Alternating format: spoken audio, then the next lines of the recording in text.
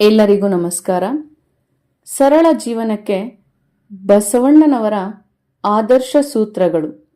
ಇದರ ಅಡಿಯಲ್ಲಿ ನಾವು ಪ್ರತಿಯೊಂದು ವಚನಗಳು ಮತ್ತು ಆ ವಚನಗಳ ಆಧ್ಯಾತ್ಮಿಕ ಅಂತರಾರ್ಥವನ್ನು ನೋಡ್ತಾ ಬಂದಿದ್ದೇವೆ. ನಾನು ಈ ದಿನ ಆಯ್ಕೆ ಮಾಡಿಕೊಂಡಿರ್ತಕ್ಕಂತಹ ವಚನ ನಿಮ್ಮಾಣೆ. ಒನ್ನಿನೊಳಗೊಂದೊರೆಯ ಸೀರೆಯೊಳಗೊಂದೆಳೆಯ ಅನ್ನದೊಳಗಂದಗುಳ ಇಂದಿಂಗೆ ನಾಳಿಂಗೆ ಬೇಕೆಂದೆನಾದಡೆ ನಿಮ್ಮಾಣೆ ನಿಮ್ಮ ಪ್ರಮತರಾಣೆ ನಿಮ್ಮ ಶರಣರಿಗಲ್ಲದೆ ಮತ್ತೊಂದನರಿಯೇ ಕೂಡಲ ಸಂಗಮ ದೇವ. ಅಂದ್ರೆ ಪ್ರತಿಯೊಂದು ವಚನಗಳಲ್ಲೂ ಬಸವಣ್ಣನವರು ಒಂದಷ್ಟು ಆಧ್ಯಾತ್ಮಿಕ ಅಂತರಾರ್ಥವನ್ನ ತಿಳಿಸ್ತಾ ಬರ್ತಿರ್ತಾರೆ. ಅದನ್ನ ನಾವು ಸೂಕ್ಷ್ಮವಾಗಿ ಅರಿತಾಗ ನಮ್ಮ ಜೀವನಕ್ಕೆ ಅದು ಅಳವಡಿಸ್ಕೊಂಡಾಗ ಎಷ್ಟು ಉತ್ತಮವಾಗಿ ಜೀವನವನ್ನ ಸಾಗಿಸ್ಬೋದು ಅಂತಂದ್ರೆ, ಇದರ ಆಧ್ಯಾತ್ಮಿಕ ಅಂತರಾರ್ಥವನ್ನ ಗಮನಿಸಿದಾಗ ನಮಗೆ ದೊರೆಯುವಂತ ಒನ್ನಿನ ಒಂದು ಚೂರನ್ನ ಹಾಗೆ ವಸ್ತ್ರದ ಒಂದು ಎಳೆಯನ್ನ ನಾವು ಏನ್ ಮಾಡ್ತೇವೆ ಅಂತಂದ್ರೆ, ಇಂದಿಗೆ ಬೇಕು ನಾಳೆಗೆ ಬೇಕು ಅಂತ ಕೂಡಿಡ್ತಾ ಹೋಗ್ತೇವೆ. ಸೀರೆ ಆಗಿರ್ಬೋದು, ಒಡವೆ ಆಗಿರ್ಬೋದು, ವಸ್ತು ಆಗಿರ್ಬೋದು, ಊಟ ಆಗಿರ್ಬೋದು, ಎಲ್ಲವನ್ನ ನಾವೇನ್ ಮಾಡ್ತೇವೆ, ನಾವು ತಿನ್ನೋದಲ್ಲದೆ ನಮ್ಮ ಮಕ್ಕಳಿಗೂ ಬೇಕು, ನಮ್ಮ ಮೊಮ್ಮಕ್ಕಳಿಗೂ ಬೇಕು, ನನ್ನ ಮರಿಮಕ್ಕಳಿಗೂ ಬೇಕು, ಆಸ್ತಿಯನ್ನ ಮಾಡ್ತಾ ಹೋಗ್ತೇವೆ. ಅದನ್ನೇ ಹೇಳ್ತಾರೆ, ಈ ರೀತಿ ಇಂದಿಗೆ ನಾಳೆಗೆ ಬೇಕು ಅಂತ ನೀವು ಕೂಡಿಡ್ತಾನೆ ಹೋದ್ರೆ ನಿಮ್ಮಾಣೆಗೂ ಅದನ್ನ ನಾನು ನಿಮ್ಮ ಪ್ರಮತರಾಣೆಗೂ ಎಂದಿಗೂ ಇಷ್ಟಪಡೋದಿಲ್ಲ ಅಂತ ಬಸವಣ್ಣನವರು ಹೇಳ್ತಾರೆ.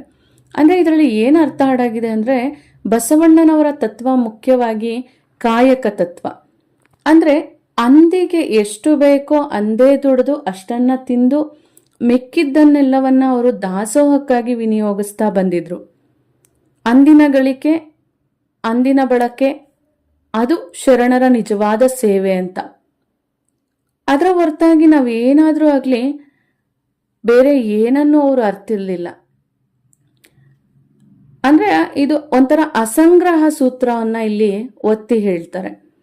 ಒಬ್ಬರ ಸಂಗ್ರಹ ಎಷ್ಟಿರಬೇಕು ಅಂತಂದ್ರೆ, ಸಂಗ್ರಹ ಪ್ರವೃತ್ತಿ ಯಾವ ರೀತಿ ಇರಬೇಕು ಅಂತಂದ್ರೆ, ಅವರಿಗೆ ಎಷ್ಟು ಅಗತ್ಯವಿದೆಯೋ ಅಷ್ಟನ್ನ ಮಾತ್ರ ಅವ್ರು ಇಟ್ಕೋಬೇಕು.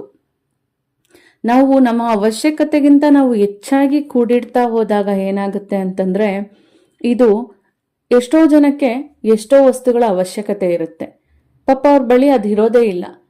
ಆದ್ರೆ ಈ ಹಣ ಇರ್ತಕ್ಕಂಥವ್ರು ಎಲ್ಲವೂ ನಮ್ಗೆ ಬೇಕು ಅಂತ ಕೂಡಿಡ್ತಾ ಹೋದಾಗ ಕೆಲವ್ರಿಗೆ ಅದು ಸಿಗೋದೇ ಇಲ್ಲ, ಅದು ಅವ್ರಿಗೆ ಕೊರತೆನೇ ಆಗಿ ಉಳಿದು ಬಿಡುತ್ತೆ.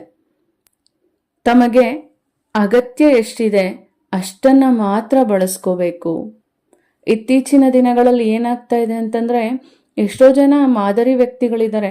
ಉದಾಹರಣೆಗೆ ಸುಧಾಮೂರ್ತಿ ಮೇಡಮ್ ಅವರಾಗಿರ್ಬೋದು, ಬೇರೆ ಬೇರೆಯವ್ರನ್ನ ನೋಡಿ ನಾವು ಕಲಿಯಬೇಕಾಗಿರ್ತಕ್ಕಂಥದ್ದು ಬಹಳಷ್ಟಿದೆ. ಆದ್ರೆ ನಾವು ಅಳವಡಿಸ್ಕೊಳ್ತಾ ಇಲ್ಲ. ನಮ್ಮ ವೃತ್ತಿ ಹೇಗಿರ್ಬೇಕಂತಂದ್ರೆ, ನಾವು ಬಹಳಷ್ಟು ದುಡಿಬೇಕು. ಅಂದ್ರೆ ಆ ದುಡ್ದಿರ್ತಕ್ಕಂಥದ್ರಲ್ಲಿ ನಮಗೆ ಎಷ್ಟು ಬೇಕೋ ಅಷ್ಟನ್ನ ಇಟ್ಕೊಂಡು ದಾನ ಧರ್ಮ ಮಾಡ್ತಕ್ಕಂಥ ಒಂದು ಹಂತಕ್ಕೆ ನಾವು ಹೋಗ್ಬೇಕು. ಏಕೆಂತಂದ್ರೆ ಎಲ್ಲವೂ ನನಗೆ ಬೇಕು, ನನ್ನ ಮಕ್ಕಳಿಗೆ ಬೇಕು, ನನ್ನ ಮೊಮ್ಮಕ್ಕಳಿಗೆ ಬೇಕು ಅಂತ ಕೂಡಿಡ್ತಾ ಹೋದಾಗ ಈ ವಿಶ್ವದಲ್ಲಿರ್ತಕ್ಕಂಥ ಎಷ್ಟೋ ಜನರಿಗೆ ಕೊರತೆ ಹಾಗೆ ಉಳಿಯುತ್ತೆ, ಮತ್ತೆ ಅವರು ಮೇಲ್ಮಟ್ಟಕ್ಕೆ ಬರೋದಕ್ಕೆ ಸಾಧ್ಯನೇ ಆಗೋದಿಲ್ಲ. ಹಾಗೆ ನಾವೆಲ್ಲರೂ ಬಸವಣ್ಣನವರ ಅನುಯಾಯಿಗಳಾಗಿ ನಾವು ಕೂಡ ಈ ಧರ್ಮವನ್ನ ಅಥವಾ ಅವ್ರು ಹೇಳಿರ್ತಕ್ಕಂಥ ಮಾತುಗಳನ್ನ ಪಾಲಿಸದೆ ಹೋದಾಗ ಅದಕ್ಕೆ ಖಂಡಿತ ಒಂದು ಅರ್ಥ ಸಿಗೋದಿಲ್ಲ. ನಾವು ಯಾವುದೋ ವಸ್ತ್ರವನ್ನ ದಾನ ಮಾಡಿ ಅಂತ ಹೇಳ್ತಿಲ್ಲ, ಒಂದು ಒಡವೆಯನ್ನ ದಾನ ಮಾಡಿ ಅಂತ ಹೇಳ್ತಿಲ್ಲ.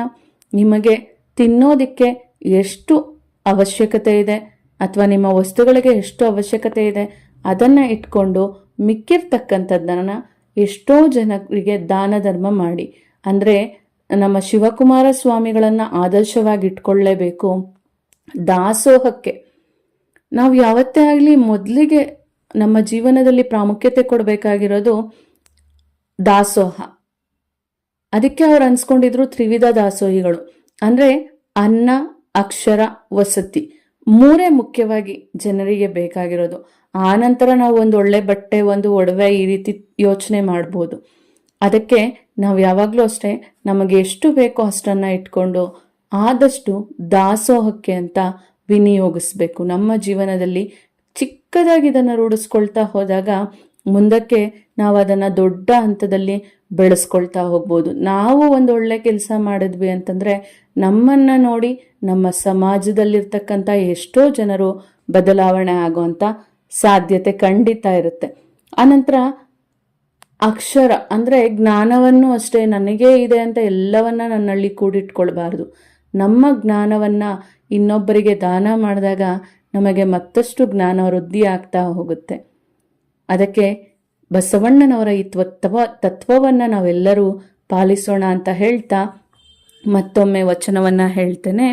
ನಿಮ್ಮಾಣೆ ಒನ್ನಿನೊಳಗೊಂದೊರೆಯ, ಸೀರೆಯೊಳಗೊಂದೆಳೆಯ, ಅನ್ನದೊಳಗೊಂದಗುಳ, ಹಿಂದಿಂಗೆ ನಾಳಿಂಗೆ ಬೇಕೆಂದೆನಾದಡೆ, ನಿಮ್ಮಾಣೆ ನಿಮ್ಮ ಪ್ರಮತರಾಣೆ, ನಿಮ್ಮ ಶರಣರಿಗಲ್ಲದೆ ಮತ್ತೊಂದನರಿಯೇ ಕೂಡಲ ಸಂಗಮ ದೇವ. ಧನ್ಯವಾದಗಳು.